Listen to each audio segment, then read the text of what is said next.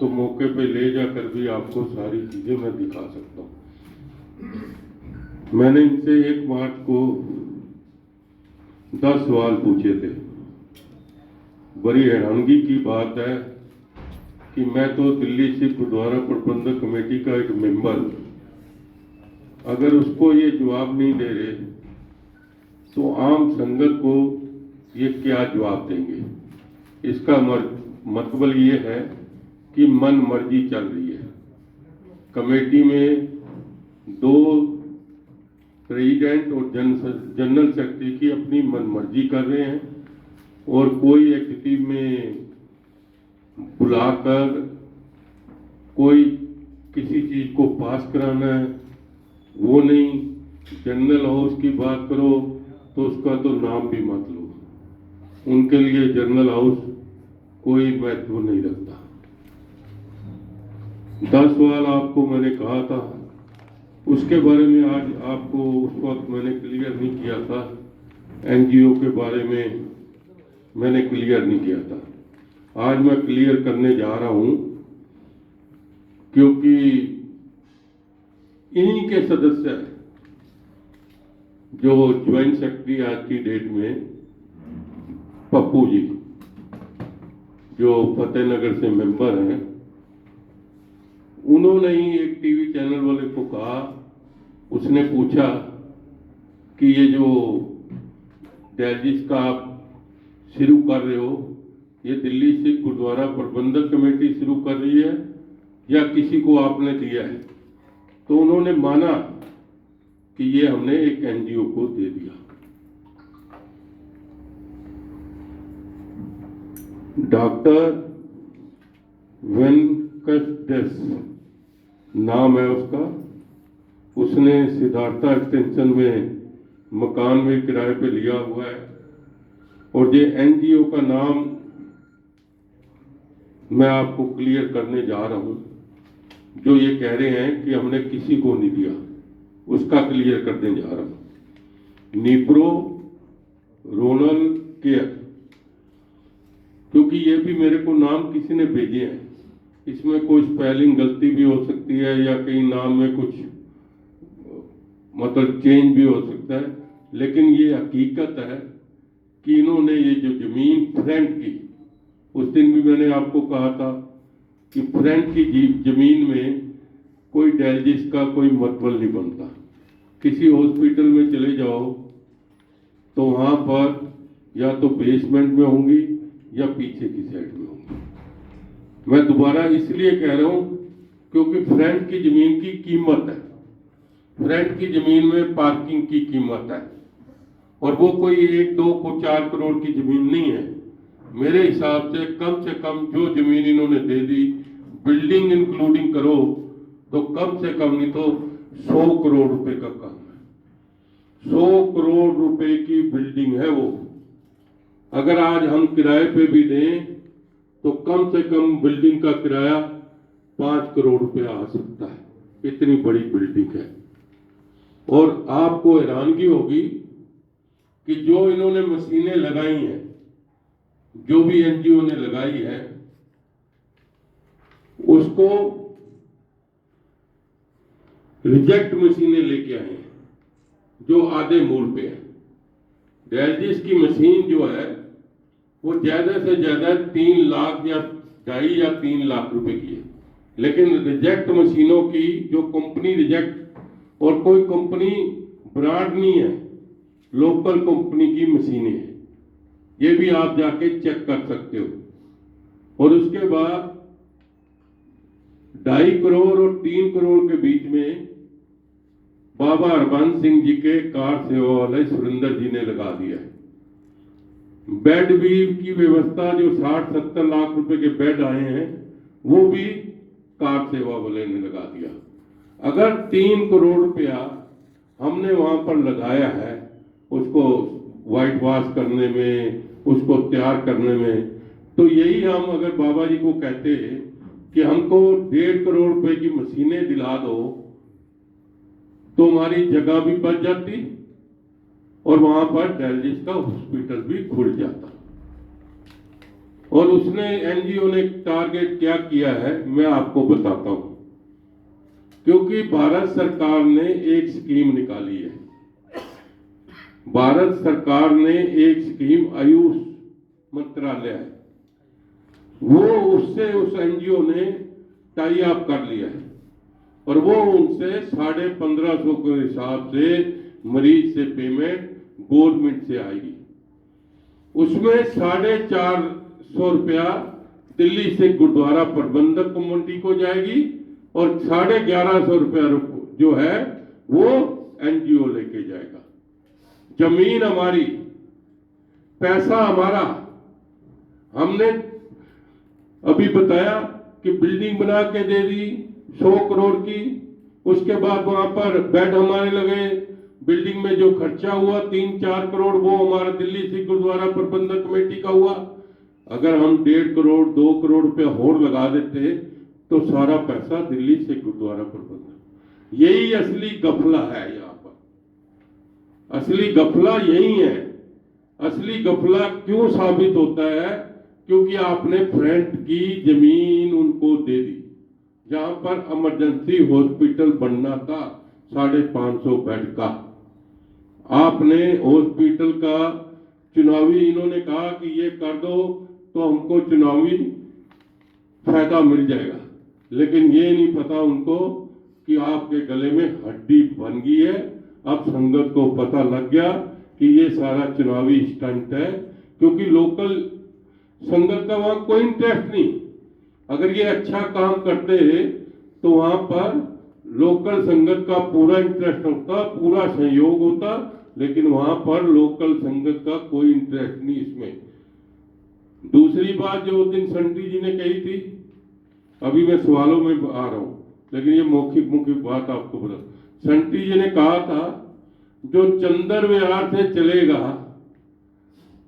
और एक अटेंडेंस साथ लेके चलेगा, क्योंकि अकेला जो डायलिसिस वाला मरीज होता है वो अकेला नहीं जाता, आप सबको पता है, वो 2 को लेके चलता है। तो चंदर विहार से कम नहीं तो 400 रुपया उसको 3 व्हीलर पे बालासाह गुरुद्वारा महारानी बाग आने में एक तरफ का है, और जाएगा तो 800 रुपया, और 4 घंटे उसके खराब होंगे। किसी का दिमाग खराब है कि वो इतनी दूर आके डायलिसिस के लिए 800 रुपया उनको देगा। और आपको आजकल मालूम है 600 और 800 में कई एनजीओ ने, कई गुरुद्वारा प्रबंधक कमेटियों में अपने लोकल गुरुद्वारे में 2-2 मशीन लगा के 600-500 रुपया वहां पर फ्री हो जाता है। उस दिन भी मैंने आप लोगों को बताया था। और मैंने उस दिन एक बात और बताई थी, क्योंकि अभी तक इन्होंने जवाब नहीं दिया है, कि हमारा जो वह पुराना हॉस्पिटल है वहां पर 5 या 7 मशीनें वहां पर लगी हुई हैं। अगर ये गफला ना होता तो वहीं पर ये 20-25 मशीनें और लगा के उसको दिल्ली से गुरुद्वारा प्रबंधक कमेटी के अंडर ही चलाते, जिससे कि दिल्ली से गुरुद्वारा प्रबंधक कमेटी को पैसे भी आते और उसका नुकसान ना होता, और करोड़ों 100 करोड़ रुपया जो जमीन और हॉस्पिटल में लग के जो इनको दिया है वो भी हमारा बच जाता। आज हम उनके बंधक हो गए हैं। इसमें मैंने एक पॉइंट आपको लिख के दिया है, ये जो डॉक्टर वेंकट, मैं पॉइंट से नहीं लेता, मैं पॉइंट पहले एक बता देता हूँ। जो डॉक्टर वेंकट है वो पता है क्या कहता है वहां की संगत में, कि इसमें दिल्ली सिख गुरुद्वारा प्रबंधक कमेटी का कोई इंटरफेयर नहीं है। वहां पर जितने मुलाजिम भर्ती करेंगे हम अपने आप करेंगे, वहां पर कोई मेंबर घुस भी नहीं सकता। ये उस डॉक्टर जो वहां पर इंचार्ज बना है इस एनजीओ का, जो मैंने नाम बताया, उसका हेड है, और उसने सिद्धार्था एक्सटेंशन जो पॉकेट सी है वहां पर अपना किराए पे मकान ले लिया है। ये सारा मैं आपको इसलिए बता रहा हूं कि कहीं उसमें ना रहना, क्योंकि मैं एक इंटरव्यू देख रहा था, मैं नाम नहीं लेता, एक मेंबर का, वो पता है क्या कह रहा है, अमन महाजन ने शायद वो दिया था इंटरव्यू, अमित महाजन ने, पता है क्या कह रहा है? कह रहा है, उसने पूछा कि ये आपने एनजीओ को दे दिया? और वो श्रीमोनी कालीदास का पोस्ट भी है उसके पास। आपने एनजीओ को दे दिया, कह रहे मेरे से मत पूछो, प्रधान जनरल सेक्रेटरी से पूछो कि दिया है कि नहीं दिया। उसने कोई पूछा कि आपका पप्पू कह रहा है ज्वाइंट सेक्रेटरी कि हमने दे दिया एनजीओ को, कह रहा है मेरे को नहीं मालूम, पप्पू से जाके पूछो। मतलब ये गफले का एक सबूत मिलता है कि इसमें गफला हुआ है और कोई छोटा मोटा नहीं हुआ है, बहुत बड़ा एक गफला हुआ है। अब मैं आपको पॉइंट में, क्योंकि अगर गफला ना होता, अगर इसमें सच्चाई से काम होता, तो सबसे पहले ये जनरल हाउस बुलाते और उसमें पास करवाते कि हम ये करने जा रहे हैं। मैं तो यहां तक इनको कहता हूं कि आप हॉस्पिटल शुरू कर देते 550 बेड का, संगत को कहते कि ये हॉस्पिटल जो है आराम आराम से बनेगा, जैसे जैसे पैसे आएगा, पहले 50 बेड का बनेगा। 3 करोड़ रुपया जो उन्होंने बाबा जी से लगवाया, उसी से 50 बेड का हॉस्पिटल बना देते। वहां पर 1-2 8 मशीनें ले आते, बाईपास, क्योंकि जिससे संगत को फायदा हो। अगर 3 लाख 2.5 लाख में एस्कॉर्ट में बाईपास होता है, तो यहाँ पर 70-80 हजार में बाईपास होता, तो एक संगत के व्यक्ति को कम से कम नहीं तो 1,80,000 बचता, और गरीब आदमी 70-80 हजार रुपए में यहाँ से बाईपास करवा के जाता है। स्टंट की बात होती, 3 करोड़ में तो 1-2 मशीनें भी आ जाती, 50 बेड भी बन जाते वहां हॉस्पिटल, और संगत को आपको कह देते कि हमारे पास पैसे की कमी है, पैसे दो। और मैं दिल्ली की संगत, बाहर की संगत, अमेरिका, यूके, इंग्लैंड, इटली, कहीं पर भी, क्योंकि आज हमारी संगत बाहर के मुल्कों में बड़ी चली गई है, और दान भी है, मैं उनको दान भी कहूंगा कि जिसको फोन कर दो। अब ये कोरोना का सारा जो झंझट था, जो गुल्लक में गुरुद्वारे तो बंद थे, ये तनख्वाहें सारी उन्होंने भेजी है, एनआरआई ने भेजी है। आपको मैं आज ये भी बताना चाहता हूँ कि उन्होंने उसमें, उनकी हिंदुस्तान के लिए बहुत ही लगन है और अपने धर्म के लिए बहुत लगन है। आप अच्छा काम करो तो आपको वहां से माला माल। एक एक व्यक्ति दिल्ली में ऐसा पड़ा हुआ है, हिंदुस्तान में अगर एक एक व्यक्ति को आप कहते हैं 10-10 कमरे की जिम्मेवारी ले ले, वो 10-10 कमरे की जिम्मेवारी, लेकिन आपकी काम करने की नीयत नहीं है। अभी मैं आपको बताऊंगा, इसका सबूत भी बताऊंगा क्यों नहीं है काम की करनी। एक इसमें क्वेश्चन मैंने दिया है, चलो मैं साथ ही पढ़ देता हूं आपको, कि इन्होंने 11वां नंबर देखो आप, ये इससे क्लियर होगा आपका। 11 नंबर देखो, इसमें मैंने लिखा है कि इन्होंने एक पैनल बनाया था पुराने हॉस्पिटल और इस हॉस्पिटल का। उसमें डॉक्टर कालरा, डॉक्टर मैनरी, डॉक्टर गोडेवाल और एक और डॉक्टर गिरेवाल था, उसका नाम मिस हो गया। 4 लोगों को इन्होंने पावर दी थी कि आप छोटा हॉस्पिटल देखोगे और बड़ा हॉस्पिटल देखोगे। वहां मीटिंग में भी हुई, मैं भी उन मीटिंगों में शामिल हुआ, जो 5-4 मीटिंग हुई, मैं भी गया। ये डेल्जीस का तो एट ए टाइम ये गुब्बारा सा निकल है, कोई किसी की नहीं थी।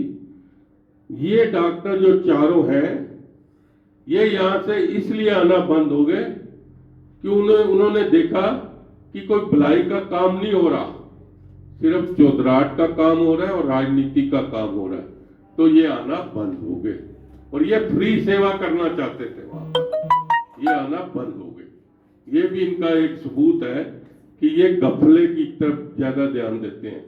अब मैं आपको बता रहा हूं कि इन्होंने जो अपने दोनों मैनिफेस्टो किए थे, 2013 का, 2018 का, मैं इनको कहता हूं कभी भी डिबेट कर ले मेरे से कि इन्होंने एक भी जो मैनिफेस्टो में कहा है, दोनों में एक भी इन्होंने काम उसमें नहीं किया। और मैं कहता हूं कि जब भी आके चैलेंज मैं दे रहा हूं इनको कि मेरे से आके बहस कर लें, और मेरे को अगर कोई काम किया है तो मेरे साथ आके बैठ के डिस्कस कर लें, डिबेट कर लें, क्योंकि डिस्कस करना तो बंद होगी, अब चुनाव का है, लेकिन आके डिबेट कर लें। आपको मैं बताना चाहता हूं, ये देखो चौथा पॉइंट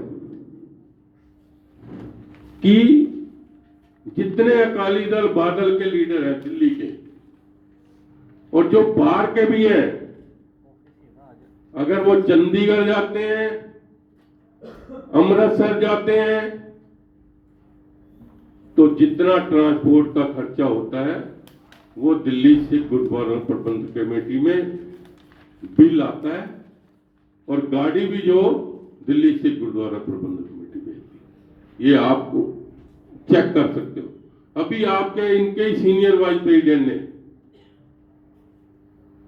की नाम है उसका मेंबर, बाठ ने, अभी बाठ ने टीवी, कौन सा टीवी देता है, सारे टीवी में उसने कहा है कि सिरसा जी ने 1 महीने के लिए मेरे को बिठा के गए थे, सीनियर वाइस प्रेसिडेंट को पावर दे के गए थे, लेकिन 1 हफ्ते के बाद वो दोबारा वहां पर आ गए। लेकिन मेरे को जब पता लगा, क्योंकि इन्होंने 1400 लीटर का डीजल का बिल बना हुआ था, वो भट्ट साहब ने पूछ लिया कि ये 1400 लीटर का बिल खर्च कहां हुआ, 1400 लीटर। इसी वजह से सिरसा जी को वापस 7 दिन के बाद वहां आना पड़ा। ये मैं नहीं कह रहा, ये उनका senior vice president Bhatt member भी है और वो काउंसलर भी है जमुना पार्क में, और अकाली दल का मेंबर भी है। मैं नहीं कह रहा कहीं सूचना। अब इसमें बताओ गफला है कि नहीं। अब आ जाओ, इनके 5 ओहदेदार हैं, president, general secretary, secretary, joint secretary, senior vice president, vice president. उनके आगे हमारा स्टाफ तो अलग है, गुरुद्वारा दिल्ली से गुरुद्वारा प्रबंधक कमेटी का, उसकी तो गिनती इतनी करो कि पूछो ना। इनके हर एक के पास अपने स्टाफ कम से कम नहीं 7-8 स्टाफ है, जिनकी हर महीने की तनख्वाह कम से कम नहीं तो ये 5 ओहदे की, मैंने तो 15 लाख कम लिखा है, मेरे को अभी आ रहा था, कम से कम 25 और 30 लाख रुपया जा रही है, जाके चेक कर सकते हो। और अभी एक जो सेक्रेटरी जो पहले प्रधान का था, उसका नाम जीवन सिंह था, उसको 80,000 रुपया तनख्वाह जाती थी, 80,000 रुपया तनख्वाह जाती थी, गाड़ी भी देते थे, गाड़ी भी लेके जाता था दिल्ली से गुरुद्वारा प्रबंधक कमेटी। और जो सबसे बड़ी बात है, सेक्रेटरी के आगे 3-3 सेक्रेटरी। आज की डेट में प्रधान के पास कम से कम नहीं तो 8 या 10 सेक्रेटरी हैं। ये बताओ कि एक तरफ हमारा इतना बड़ा मैनेजमेंट है, और पढ़े लिखे भी हैं हमारे लोग, जो कहीं सेवादार लगे हुए हैं, कहीं जत्थेदार लगे, कहीं क्लर्क लगे हुए हैं, कहीं अकाउंट देखते हैं। क्या आप उनमें से नहीं ले सकते जो अपने पर्सनल भर्ती करके, जैसे पुराना प्रेसिडेंट गया 8 के 8 सेक्रेटरी चले गए, या तो परमानेंट हो। अब उनमें से कोई नजर नहीं आ रहा, जाके आप चेक कर सकते।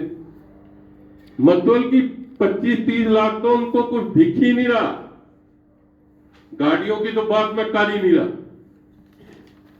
मतलब इससे बड़ी बात क्या होगी, ये तो एक सेवादार है, जो दिल्ली से गुरुद्वारा प्रबंधक कमेटी के मेंबर हैं, वो सेवादार है, हमें कोई तनख्वाह नहीं मिलती, लेकिन सेवादार को सच्ची सेवादार करनी चाहिए। ये नहीं कि आप 8-8 सेक्रेटरी हैरान हो जाओगे। एक मंत्री के पास 8 सेक्रेटरी नहीं होते, कैबिनेट मंत्री के पास, उसके पास भी गिने चुने 2 वहां पर होंगे, 2 घर में होंगे, या ज्यादा से ज्यादा 5 या 6 होंगे।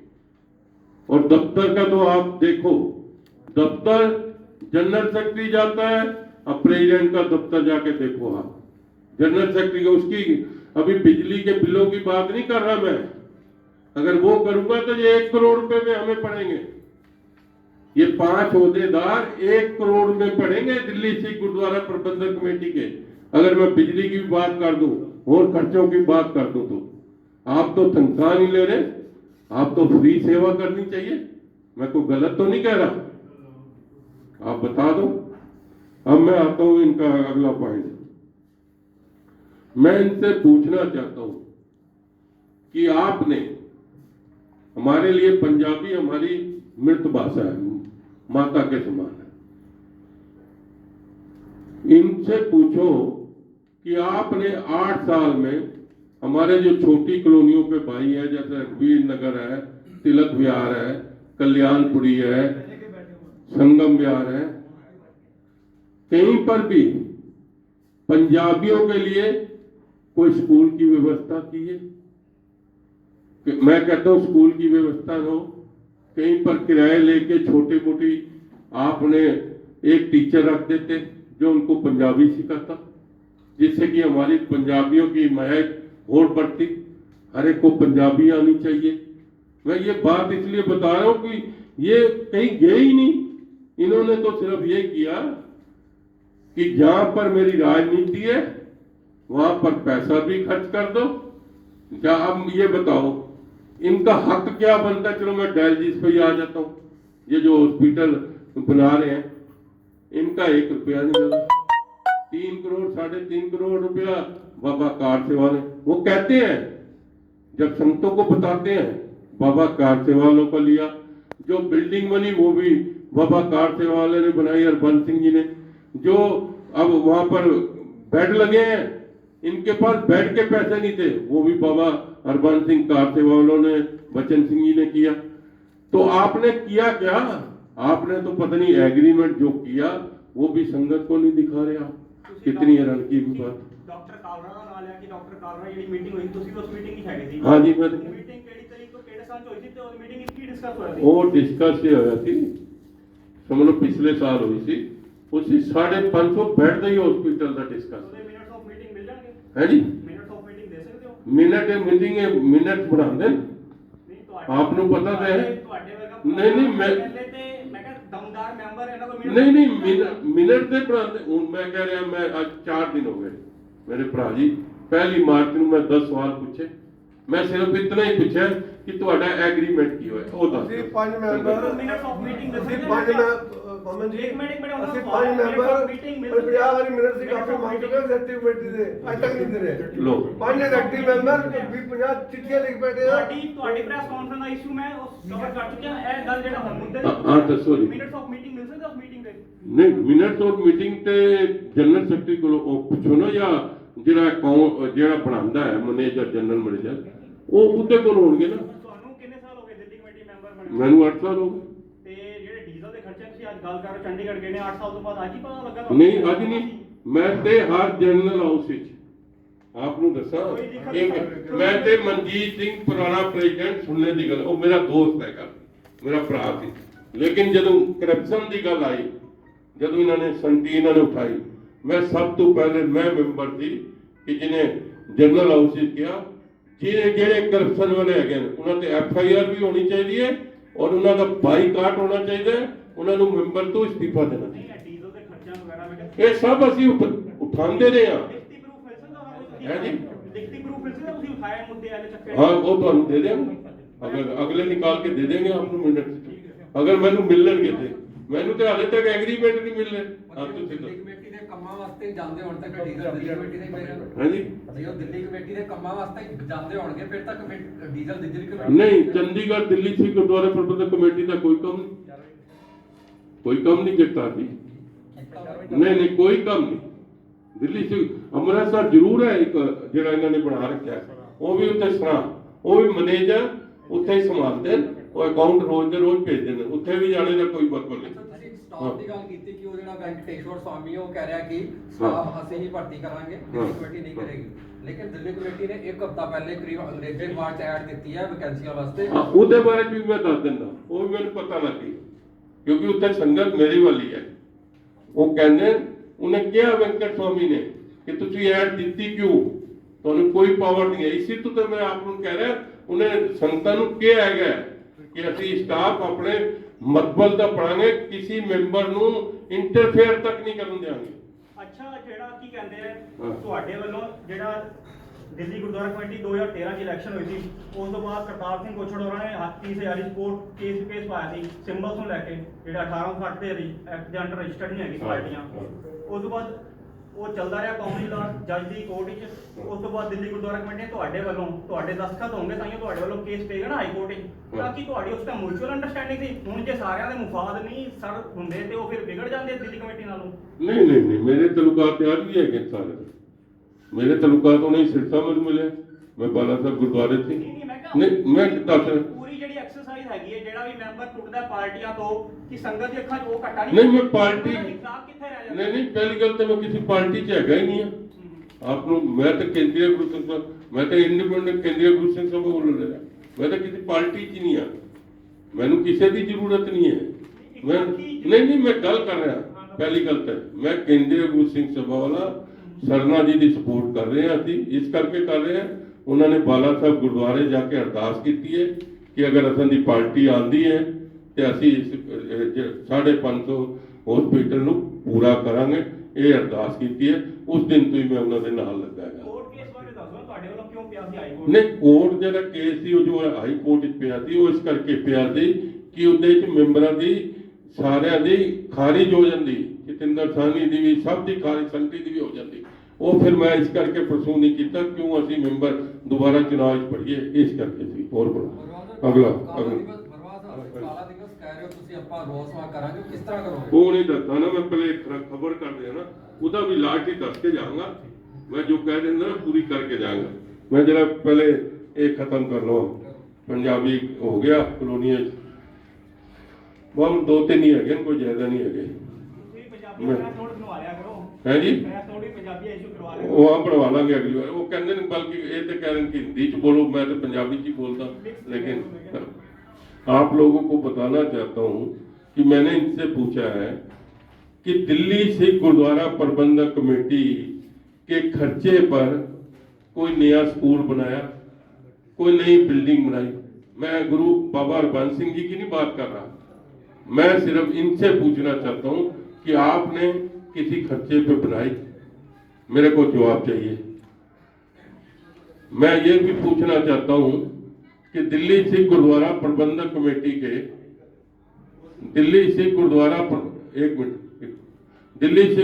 प्रबंधक कमेटी के हमारे जो वजीर हैं, जो हमारे सेवादार हैं, जो हमारे ग्रंथी साहबान हैं, क्योंकि सारा मैनेजमेंट तो वो चलाते हैं, कि इनके बच्चों को जो आपके अंतर्गत गुरु हरकृष्ण पब्लिक स्कूल आते हैं, जितने स्कूल हैं, क्या फ्री शिक्षा उनको आपने दी? क्या उनको हेल्थ, अगर उसकी तबीयत खराब है, क्या उन्होंने ऐसा प्रोसीजर लगा? मैं तो इनके हॉस्पिटल की बात करूं कि वो वहां पर जाके फ्री इलाज कर सकते हैं। आप प्रेस वाले भाई हो, कंपनियों में भी देखा आपने, जो मुलाजिम होते हैं उनके लिए सारा इंतजाम किया जाता है। पता है कईयों पे तो लाखों, अब तो प्राइवेट कंपनियां सारी, लेकिन जो हमारे लिए वजीर सेवादार, उनके बच्चों के लिए भी इन्होंने फ्री शिक्षा का इंतजाम नहीं किया, उनके हेल्थ का कोई इंतजाम नहीं किया। जाके पता कर सकते हो। वसंत विहार स्कूल था, उसकी जमीन थी। आजकल तो स्कूल वाले चाहते हैं हमारे पास जमीन हो, हम वहां पर खेल कूद करें, हम वहां पर क्रिकेट खिलवाएं, वहां पर हॉकी खिलवाएं। हर स्कूल का यही होता है ना कि हमारी टीम फर्स्ट आए। लेकिन इन्होंने जो जमीन थी, मैं इनसे पूछना चाहता हूं, जो इन्होंने एक जिम को दे दी, स्विमिंग पूल को दे दी, आज तक कितना उसमें से प्रॉफिट आया है? मैं इनसे ये भी पूछना चाहता हूं। ये हो गया। अच्छा, अभी मैं आपको बताता हूँ पुराना हॉस्पिटल, उसमें चलना है तो आपको मैं दिखा भी सकता हूँ। आज का रखना है आज का रख लेना, नहीं तो अभी मैं जो 7 मार्च का बताने जाऊंगा, उस दिन का रखना है, उस दिन मैं आपको बता दूंगा। वहां पर इनकी अब 2 दिन में ये ठीक करा दें तो अलग बात है। आज एक्सरे की मशीन 6 महीने से खराब है, उसमें 17,000 रुपया खर्चा आना था, 17,000 रुपये में इन्होंने ठीक कराई, उसके बाद फिर खराब होगी 3 दिन बाद, और आज की डेट में भी खराब है। और वहां पर 4 लोग काम करते हैं, उनकी तनख्वाह सुन के हैरान हो जाओगे। उनकी कम से कम 30 हजार रुपया तनख्वाह है, क्योंकि 24 घंटे की है। और वो कपड़े डाल के आते हैं, चेयर पे बैठ जाते हैं, हाजिरी लगाते हैं और चले जाते हैं। और अगर देखनी है, क्योंकि कल और परसों ये ठीक ना करा दे, अभी मेरे साथ चल के देख सकते हो कि वो मशीनें वहां पर खराब है, चल के देख सकते हो। ये ना कहना मरवा साहब झूठ बोल रहे हैं। अभी गाड़ी हमारी खड़ी है, बेशक बैठ के जिस टीवी वाले ने चलना है तो हमारे साथ चलना, मैं खुद जाके दिखा दूंगा। और उसमें एक और बात बता रहा हूं आपको,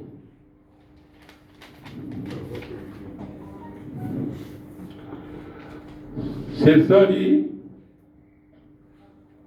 3/3/2021 को अभी गुरु हरकिशन हॉस्पिटल, जहां पर डायलिसिस हो रही है, जो हॉस्पिटल बन रहा है, वहां पर दौरा करने गए थे। तो पुराना हॉस्पिटल जो है, वहां के डॉक्टरों ने इनका गिराव किया, क्योंकि उनका 30-40 लाख रुपया उनकी तनख्वाहें रुकी हुई हैं। तो सर ने इसने सिलसिले ने बुला के एमएसओ को ये कहा कि 20 लाख रुपया मैं 2 या 3 दिन में भेज रहा हूं, आज तक पहुंचा नहीं है। मतलब कि हर बात पे झूठ कहना ये शोभा नहीं देता प्रबंधकों को। अब मैं लास्ट में जहां मैं इनसे इस्तीफे की बात कह रहा हूं,